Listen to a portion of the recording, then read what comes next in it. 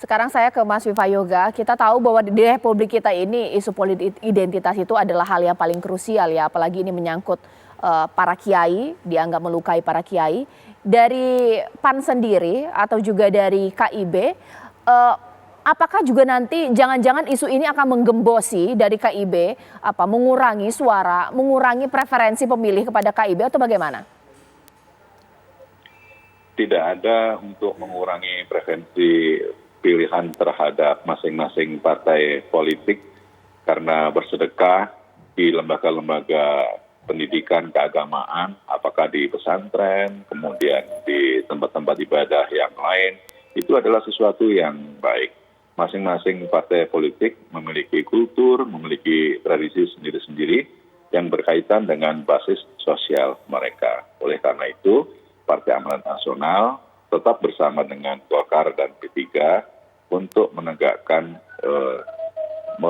memberantas politik identitas. Artinya hal-hal yang menyangkut tentang suku, agama, ras tidak boleh masuk pada turbulensi politik karena itu akan membawa perpecahan, disintegrasi. Intinya bahwa Partai Amanat Nasional tetap mengharapkan KIB tetap solid, P3 juga solid dan sudah ada pernyataan sikap dari PLT Ketua Umum Pak Mardiono yang menyatakan tetap bersama KIB.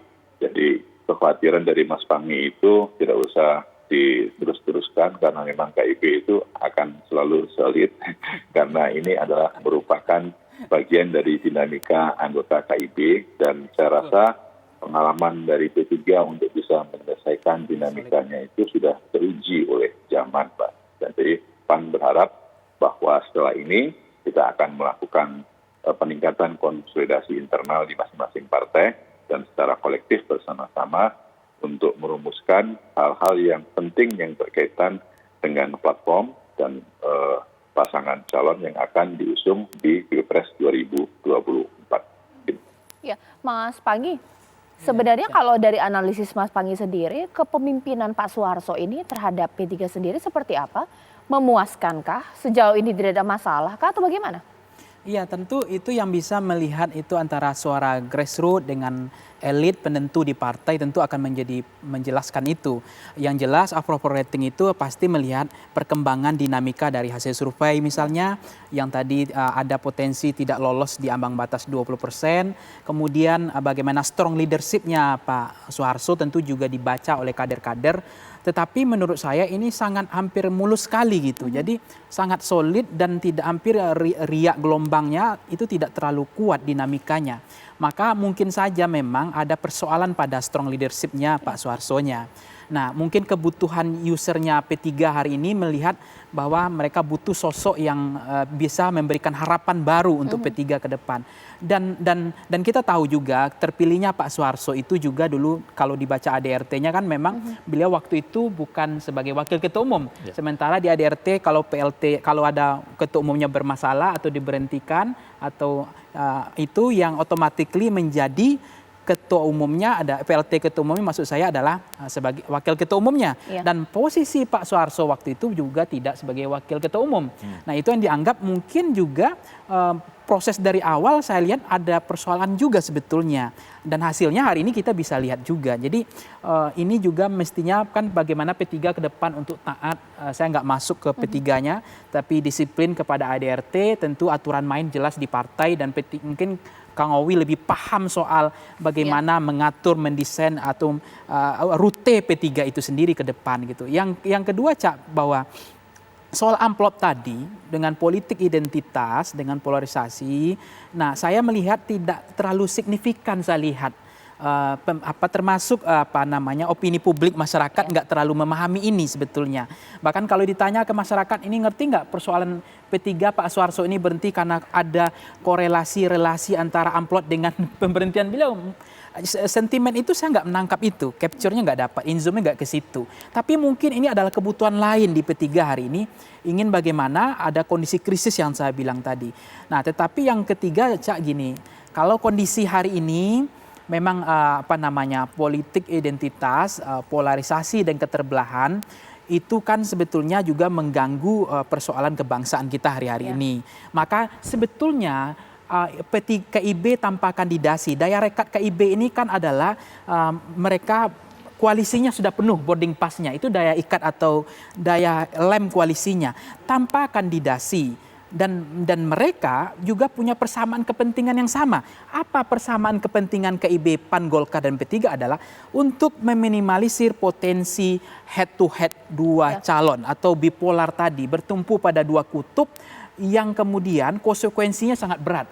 Ada keterbelahan yang luar biasa. Jadi niat baik dari KIB itu awalnya, itu yang kita apresiasi sebetulnya. Tetapi kalau kemudian KIB ini tetap solid yang dibilang oleh Mas Pipa tadi, Kang Owi juga bilang, kalaupun nanti Mukernas P3 tetap solid, ini sangat hal yang luar biasa bagi saya. Karena apa? Karena kegelisahan kita, terjadinya keterbelahan, polarisasi, dan membuat masyarakat kita terpecah-pecah, bahkan lukanya sangat dalam, menganga, merusak kebangsaan kita. Ini sangat penting ke depan. Mas Owi, sekarang saya ke Mas Owi. Sebenarnya kan Pak Suharto sudah berkali-kali minta maaf ya dengan pernyataan tersebut. Dianggap dia menyesal, menganggap bahwa pernyataannya keliru, ilustrasi yang diambil keliru.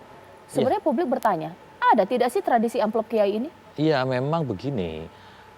Meminta maaf itu satu hal lain. Tetapi kan meminta maaf itu tidak menghapus hal yang sudah terjadi gitu.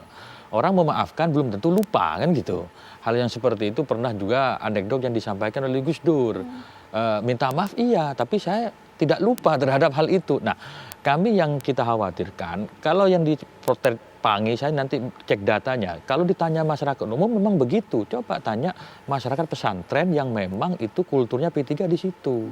Itu pasti beda hasilnya gitu. Saya sebagai perwakilan dari pesantren itu merasakan dampaknya langsung gitu.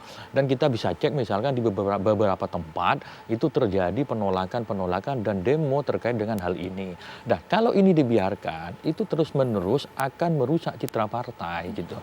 Terus apakah ada tradisi amplop? Jadi bukan bahasa tradisi. Di kalangan kami, di kalangan pesantren, Nahdien khususnya ada namanya yang tradisi bisaroh, ngalap berkah, memohon barokah, meminta barokah, yang minta barokah dari Allah Subhanahu Wa Taala melalui doanya para kiai.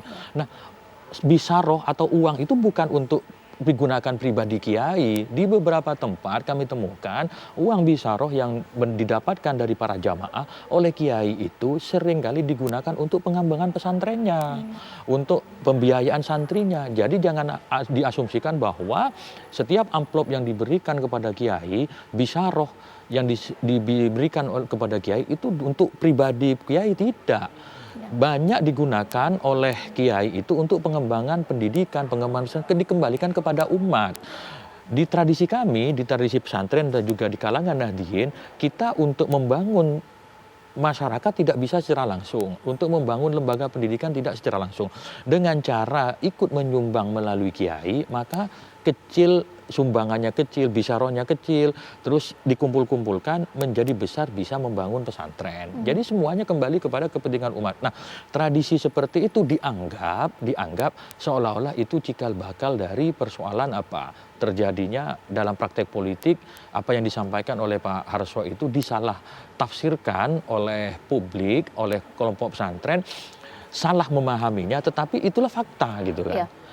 Itulah fakta yang terjadi membuat hal tersebut direproduksi ulang, terus-menerus direproduksi ulang. Yang kita khawatirkan video tersebut nanti akan viral ketika menjelang pemilu. Itu bisa benar-benar pukulan telak bagi kami. Gitu. Oke. Sekarang saya ke Mas Viva Yoga. Seperti kita ketahui bahwa biasanya memang ketika mendekati masa pemilihan, restu dari kiai ini sangat penting ya. Suara atau basis massa dari para santri ini juga penting.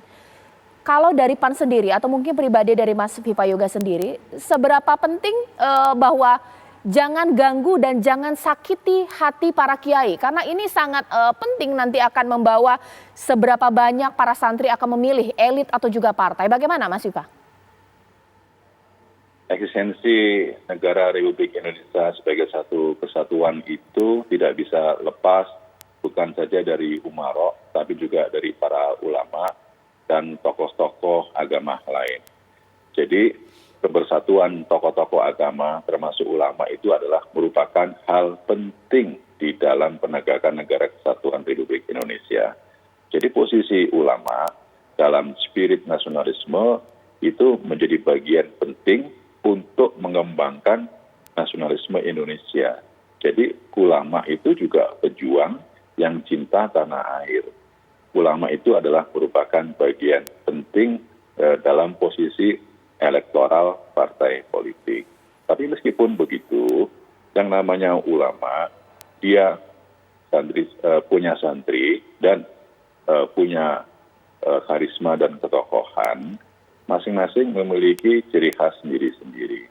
Bagian penting dari karakter ulama adalah mereka ikut andil dalam proses pembangunan, menjadi ciri yang mensifati terhadap spirit nasionalisme, dan yang ke depan itu bisa merekatkan visi integrasi nasional. Jadi seluruh ulama dalam berbagai organisasi itu menjadi hal penting dalam hal negara kesatuan Republik Indonesia. Itu yang pertama. Iya. Yang kedua, posisi kiai dan santri itu sudah menjadi lembaga tersendiri yang masing-masing pesantren juga memiliki ciri khas. Ya. Dan itu adalah sesuatu yang wajar dan menjadi kekayaan dari khazanah budaya bangsa.